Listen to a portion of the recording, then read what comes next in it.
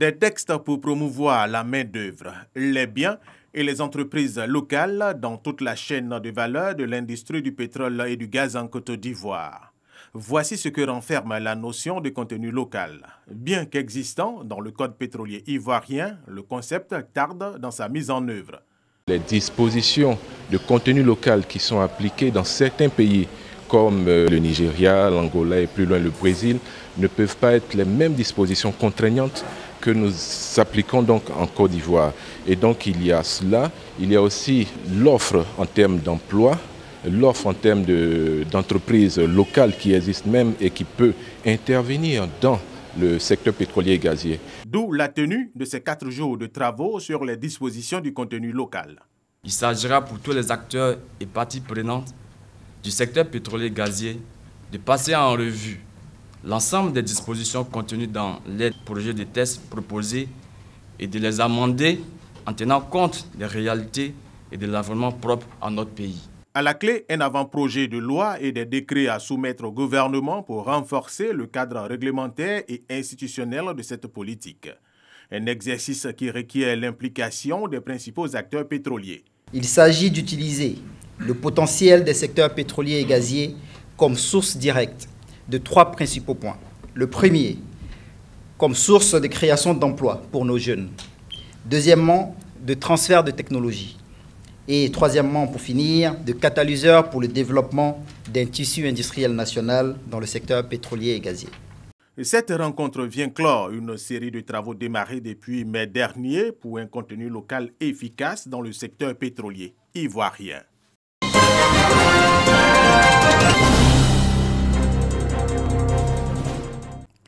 Le littoral ivoirien de 566 km montre un recul alarmant des côtes de 1 à 3 mètres au profil de la mer, selon les études du gouvernement.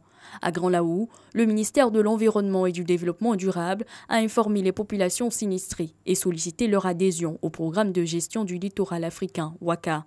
Un projet pour prévenir et gérer les risques de catastrophes naturelles sur les côtes ivoiriennes. Depuis 2011,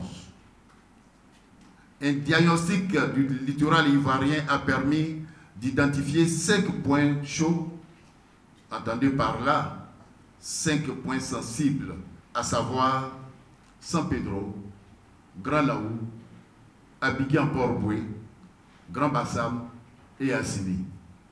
L'objectif de développement du projet WACA est de renforcer la résilience des communautés. De plus, il est absolument important que les populations comprennent que ce projet leur appartient. Nous sommes venus leur dire que le projet WACA va effectivement démarrer après la phase de préparation et un certain nombre d'outils mis en place. Après des doléances auprès des autorités, les populations de Grand-Laou ont confirmé leur implication dans la mise en œuvre du projet WACA. Le projet WACA est très bienvenu. Nous adhérons à ce projet-là parce que pour nous, c'est la seule solution. Le projet WACA, initié par l'État de Côte d'Ivoire avec l'appui de la Banque mondiale, s'élève à plus de 15 milliards de francs CFA sur 5 ans. La région de Grand-Laou est une zone pilote du programme.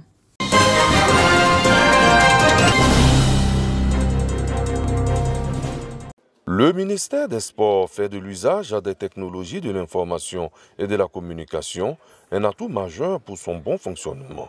À l'initiative du ministre Paulin Dao, les directeurs régionaux et départementaux renforcent leurs capacités. 3 modules sont proposés: l'initiation à l'informatique et aux technologies mobiles, l'initiation à Microsoft Word 2018 et l'initiation à l'Internet et aux réseaux sociaux. Il faut épouser l'air du temps. Le ministre a trouvé utile de s'appuyer sur la structure technique compétente pour vous donner les éléments, les outils.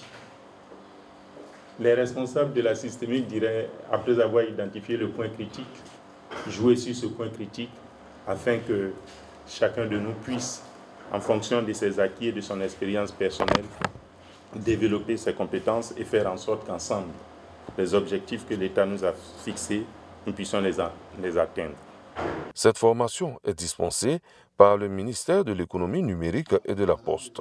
Ici, la Société nationale de développement informatique est bien dans son rôle. Nous sommes à l'ère de la société de l'information.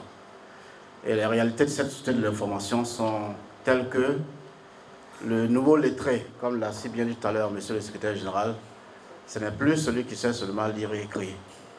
C'est celui qui sait non seulement lire et écrire, mais qui sait aussi utiliser les outils informatiques.